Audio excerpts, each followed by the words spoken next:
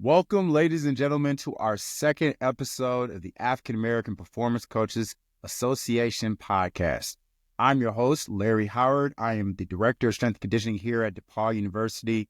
And on social media, you can find me at Coach Proof on all platforms. For today's guest, we have Larry Lombard. Larry Lombard is someone who I've actually been in contact with for quite some time. I met him when he was with the Phoenix Suns. He ascended in leadership there, and now he's with the Philadelphia 76ers. Larry, how you doing, my guy? I'm doing well. How about you? I'm good. And Larry, we got a lot in common. Larry's an Aquarius. I'm an Aquarius. We both got that same name, that legendary Larry name. So, of course, Larry's in the same space. The only thing I will say is that he's a brother. He's a brother of Kappa Alpha Psi. I'm a brother of Alpha Alpha. So I do got to give him some hard times about that because it just seems like every other thing went right except now. But if you guys understand, we have friendly banter in our organizations, but we're all brothers. Larry, so the first thing I wanted to ask you is, can you take us through your journey as a strength coach that landed you to the Philadelphia 76ers? Talk us through how you came to this particular position. Yeah, so started out, undergrad. Well, even before undergrad, when I was growing up, I knew I kind of wanted to coach. So I actually started coaching young. I was helping assistant coach a middle school girls team when I was in high school, basketball. And then when I got to college, I became like the head student assistant for UAB men's basketball. And, I was all bent on, hey, I'm going to be a coach. I want to coach basketball. And, after working with it for a few years, I was like, ooh, I don't think I want to recruit. I was like, it doesn't interest me. So, strength and conditioning was, my way to stay around the game, So, after that, I started interning with strength and conditioning, at UAB in my later years of undergrad. And then I went on to Tusculum University, which is in Northeast Tennessee, Greenville, Tennessee. And Pops gave me an opportunity there, and that went really well. I was able to learn and grow, as a young coach. And from there, I moved on to Grambling University, which was another great experience. Kerry Thompson, senior, brought me on at Grambling. And still very young at that time. I think I was 24, 25, something like that. But, I was able to kind of just be in the thick of it and learn and grow and, have an opportunity to really impact athletes. And that went really well. And from there, I ended up going to the Phoenix Suns. I came on as assistant there. Of course, Schlesinger brought me on as assistant, which we knew each other from my UAB days. He was the first strength and conditioning coach at UAB when I got there as a freshman. And so, things went well in Phoenix. I was there for 3 years, and now I'm with the Philadelphia 76ers as an assistant. So, very, very unique journey, but, a lot of lessons along the way. Very thankful for, all the head strength coaches who gave me opportunity, gave me chance, and, I had to just thank God, for that journey. Absolutely. I'm glad you brought up the journey. One of my questions for you is, as a Black strength coach, and one of the things I don't want to do is shy away from the fact that this is the African American Performance Coaches Association. So we're going to discuss our experiences and our unique experiences as Black strength coaches in this space. What would you say your unique experiences have been and challenges have been that you faced in this career as a Black strength coach? I think it's important that we have that dialogue and those types of conversations. I think that, a lot of times starting off is hard, especially going from like intern to, maybe that first job or, maybe that first opportunity where somebody's actually like, giving you a little reign, giving you a little opportunity. I think that's hard, for us, African Americans. And I think not only do you have to continue to like network and know the right people, but, sometimes you gotta be blessed and you gotta be lucky to be in the right situation, at the right time, and I think lately I've seen more and more, African American strength coaches kind of come into the space, which is a good thing. I feel like when I first started, it was definitely more dominated, by white males, but over the past, few years, I definitely think there has been, more diverse change, as well as even more females in the space, which I think is really good. I was going to add, so one of the things about the AAPCA is it provides a space for mentorship. I consider you personally a mentor. You've mentored me on many occasions, giving me advice and things to that, that nature. As a Black coach, how important is mentorship to you? Who would you consider your mentors and both your personal development, and then how has that impacted how you mentor others in this space? I think mentorship is very, very important because as a coach, you're always you're going to come to these moments where you have to make decisions, whether it's, you may need insight on a job or, insight on, something you're doing with your athletes, or it's just numerous things, should I leave? Should I stay? Am I being paid enough? Am I being underpaid? And I think it's important to have people that you can call, who you can trust, and people who can give you honest feedback and honest insight to whatever you may be going through. I think that when you don't have mentorship, you'll still figure things out if you really want it. However, you may go through a lot of more bumps in the road without the insight. And I think sometimes, especially in our space, I think sometimes people don't want to share.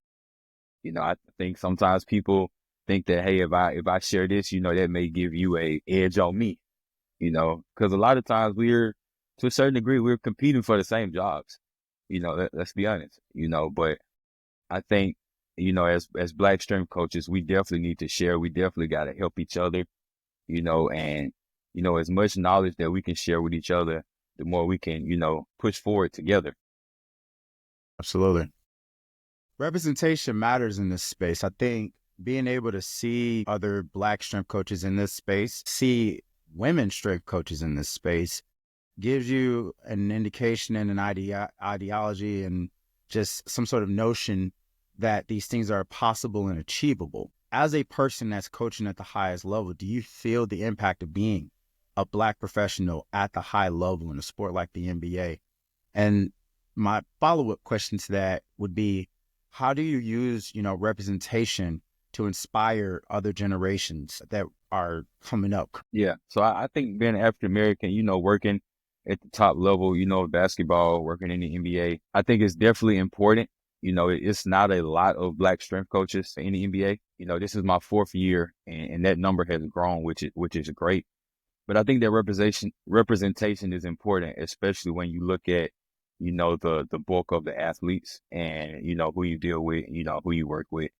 And, I also think that gives me an advantage, when I'm working with athletes, sometimes just being able to, understand and relate to, some certain circumstances and, places they've been or where they may be from, or, just things like that. I think it definitely helps when you're, building a relationship and, working with somebody and kind of getting to know them, which helps you be able to better train them and, teach them and give them anything that they need. It's not, let me think about how I'm going to phrase this. It is very much evident that we're in a transition period from a political standpoint. We're in a transition period from what we see from a social standpoint, from many of the things that are taking place. And regardless of what side of the aisle you fall on, there are a lot of things that are happening that impact different communities. And that's a known fact. How do you manage being socially in tune with what's happening with the macro scale of our country, with being able to manage being on the highest stage of the NBA? So what I mean by that is what we saw back in, 2020, there was a lot of activism in the NBA with several different players when it came to the Black Lives Matters movement, standing things that are happening in our communities. And many of our players have spoken out in those senses. How do you, as a professional in this space, manage processing that what is happening while working in this space as a professional at the highest level? I think this is important for us to be able to have these conversations of how to manage these things. When I mean by manage, not just having those conversations, but also managing the mental toll it takes on you as a person in this space. Yeah, I think first you have to have just a great awareness. What I mean by that is, having awareness of yourself, have a great awareness of what's going on around you, and have a great awareness of how what's going around you affects everyone. Whether it's you, whether it's your family, whether it's the athlete, whether it's the front office, like, everyone. And I think that awareness will help you navigate the situation, because one, you gotta have your morals and how you feel about something. And I think at the end of the day, you can never compromise yourself, but at the same time, understand that, we don't work for ourselves and we are employed by organizations. And so, the main thing I think is you just have to be professional at all times.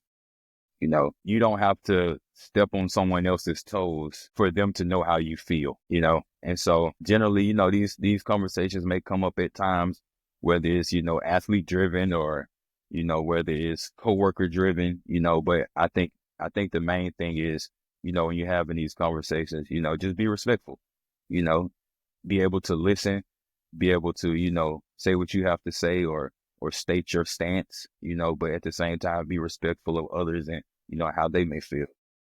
I think that it's good that you point that out, because I think at times, and I'm not speaking for myself, but what I've seen is that there's an expectation to abandon and hide our Blackness in terms of what we feel and what we're engaging with in terms of current events and what we see happening for sake of being in decorum with everyone. I think that there are cases where time and place is very important to have certain conversations, right? I think that you as a person can't abandon who you are for sake of an organization. However, I do believe that having the time and place and proper decorum, proper professionalism, proper awareness, and all these things matter when it comes to your ability to be able to articulate where you stand and how you feel on certain things. And I ask this because I think that what we are going to see, given what we've seen so far, is a shift in conversations, and some more conversations coming up, just because of the fact that there are so many things that are being insinuated about support groups for particular populations, like a AAPCA. Okay. And I think that it's just important for us to be able to have a very intelligent, respectful conversation while being advocates for our position, but in a way that is strategic and tactful, to the point of understanding that, hey, just because we may disagree on something doesn't mean that we can't still work together towards a common solution. And in many cases, when we're part of an organization, the common solution is making sure that all of our athletes are performing at the highest level. I'm here to do the best job that I can do as a strength coach, not just a Black strength coach. However, I can't turn off being Black more than I can turn off being an American. The two are still happen.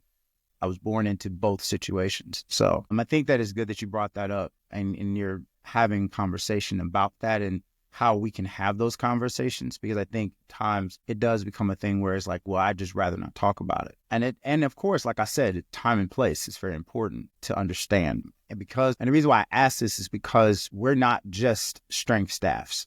We have multiple personalities, multiple athletes that we deal with who have perspectives, feelings, ways that they've engaged with certain things. And in all of these different perspective, feelings, and ways that they've engaged with certain things, there are you good? Yep. They said you had a call. Okay.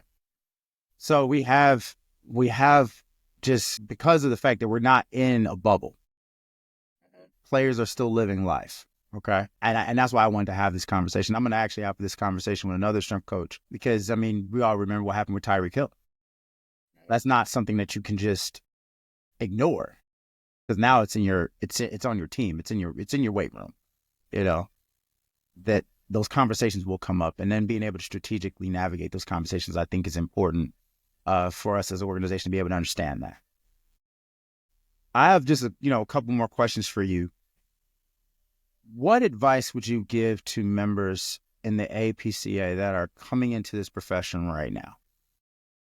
It has changed even since I've come in, and I would say I'm relatively new. You've been in it much longer than me.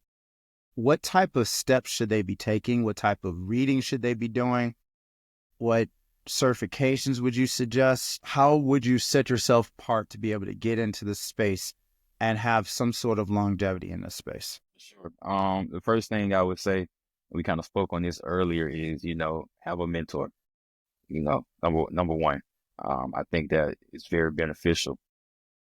Number two, I would say, understand the basics of strength and conditioning very well. I think, there are a lot of different things now you see on social media, advanced techniques and, just all kind of stuff that you can do. But I think you have to understand the basics, because the basics, first off, they work, and they will always work, Yep. Master the and basics. master the basics. And secondly, along with, mastering the basics, be open to listening and always learning. I would also say, once you master those basics and you kind of got that down, then you want to start to like dive into certain topics, right? Just so like, you may do conditioning, or you may be strength or hypertrophy, whatever, once you get those basics, pick one of those and kind of, deep dive in it for a few months, and learn all you can about, that one particular subject, and I think that will also take you a long way, because if you look up 2 to 3 years and deep dove on 4 different subjects, you may not be an expert in them, but you may know a lot, which will influence your training, which will help you with different cases and things that, you may come in contact with in his career path. The third thing I would say is, network with people outside of your comfort zone. I think sometimes we may see a strength coach or he or she, and we be like, oh, we got mutual friends. Okay, I may know her, you follow whatever, and you begin to grow a relationship. But, find people outside of your network, people who may be doing something like, very different than what you thought or what you've been taught, because there's a reason behind it, and I think the more you know, the bigger your toolbox becomes, and then the more situations that you can deal with when they arise, and as strength coaches, we should always constantly be adding to our toolbox. And it doesn't mean that, just because you add, this wrench, that you're going to use it every day. You may not use that wrench for 3 years, and it may only be with one specific athlete. But at the end of the day, you want to make sure you have a tool for that job when it comes, So at the end of the day, seek knowledge, continue to grow, have a mentor, understand the basics, and I would also say be very cognizant of how you use social media. Can you expand on that? Because I know it's something that we're constantly seeing, and there are a lot of different thoughts on social media. You have some that utilize it in a high volume, and then you have some that don't. Sure. What do For you? sure. And, and I'm one of those people who, for the longest, I kind of just wanted my social media to just be, me, my family, like me training, I didn't really necessarily put out content, as they say. But I think the world is changing, I think if you can, put out content or show different things, I think it only benefits you, when you interview for a job, like it's not just a resume they're looking at. They're looking at social media accounts. They're looking at how you conduct yourself in public. They're looking at things you're doing with your current athletes. All of that is a part of your resume now. And in fact, it's not far-fetched to say that your social media account is a resume, because, and I'll say that because, if somebody wants to, they're, applying for your assistant strength position, right? You could wake up at 1 a.m. and go on their social media and look at, anything they've posted, they've said, whatever. You can probably find it. And you may have a resume, on your desk at work or in your email, but like this is also a resume, So I think social media is very important. And I think you definitely have to use it but also, just be cognizant of how you use it, what you post, how you say things. Just because you thought this was a great idea, it may be a great idea, but you don't have to offend people, right? To state your case. You know, I think in the strength world, everybody has, different opinions on certain things. Dogmatic, very much. Yeah, we should do Nordics. We Almost, shouldn't. almost like a religion in some cases. Yeah, we shouldn't do this exercise, or this exercise is better than this one, whatever, We should use VBTs. We shouldn't use VBTs. Yeah. Velocity-based training works. It doesn't work. Plyos work. Olympics work. They don't work. Yeah. All those type of things. And, just because you want to state your case for one, you don't have to, put the other side down or disrespect them or make them feel some type of way. Because I think when you do that, sometimes it can be looked at as, hey, if we add this person to our team, can he work well? Can he or she work well with others? Will it be a problem if, she doesn't or he doesn't agree with the head strength coach, or they have different views, So that's just something to keep in mind. I think what you just hit on when it comes to social media is something that has become much more of a focus and a focal point, because before, personal branding of a strength coach was really only seen when you're in the private sector, not so much when you're in team sports.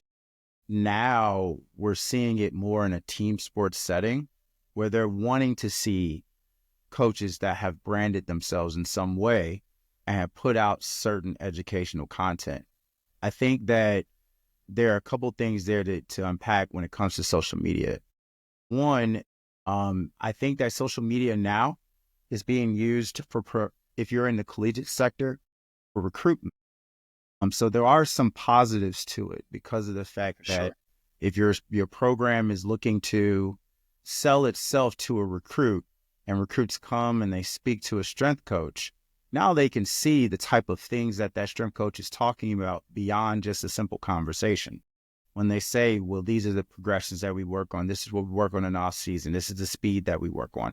This is the recovery that we work on. Why? Because now we can see it on your social media page. I think social media gives strength coaches the opportunity to work with certain brands, which could potentially provide dollars and equipment for programs, because you'll see that if you do grow that social media space, brands are more wanting to send you free things and discounted things because of the fact that you'll use it within your platform and essentially give them more visibility. I think one of the biggest things when it comes to social media, when you were talking about conflicting ideologies, I don't think that every athlete lives in a vacuum, okay, or a bubble, so to speak. Meaning that you have team sports, you have certain things that work, but that doesn't mean that that way is the only way to achieve whatever it is you're trying to achieve. So, for example, I think that there are some coaches that believe triple extension can only be achieved through Olympic lifts. That's not true. You can achieve triple extension in other ways. But then you have another pocket that thinks that Olympic lifts are not a good way to achieve force expression and triple extension. You have these conflicting ideologies, and one side wants to bash the other, and the other side wants to bash the other, when in fact, the answer really lies more so in we can use a bit of both. You have different types of wrenches in your tool chest. You have different types of tools in your tool chest. You have different types of bits. It may be necessary for a particular block to use med ball toss for triple extension for a particular type of athlete. It may be best to use plyometric to help train triple extension for a particular type of athlete. But then some athletes may benefit from doing a power clean or a snatch or what have you. So I think the ability to be able to look at both sides, and what you see this a lot in politics is what they call opposition research, when they look at the other side and they argue it from that perspective. I think if we as strength coaches are able to look at both sides and say, okay, I see how performance coaching is different from, like, let's say bodybuilding, but I can see the benefits of understanding what bodybuilders do in terms of their ability to work and train certain angles to achieve certain activations of certain muscles, and how you change, and what your mentor Corey says, and what a lot of people say, you change the angle, you change the workout.